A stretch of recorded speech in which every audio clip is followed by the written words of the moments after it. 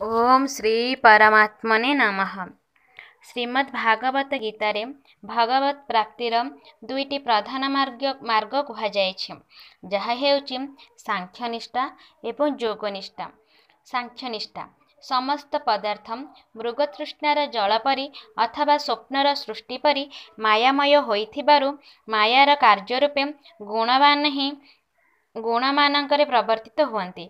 एहा बुझी मन इंद्रिय एवं शरीर द्वारा हेइथिबा सकल कर्मर कर्तापणरू अभिमान रहित होइजिबा एवं सर्वव्यापी सच्चिदानंद घन परमात्मा स्वरूपरे एकी भावरे नित्य अवस्थित होइजिबाकु सांख्यनिष्ठा कुहाଯାଏ। आज आमे श्रीमद् भागवत गीतार अर्जुन विषाद योगर 20 एवं 21 श्लोक विषय जानिबा। अथ व्यवस्थितं दृष्ट्वा धृतराष्ट्रान् कपिध्वजः प्रवृते शस्त्रसम्पाते धनुरुद्यम पाण्डवः हृषीकेशं तदा वाक्यमिदमाह महीपते सेनारुर्भयोरो मध्ये रथं स्थापय मे अच्युत।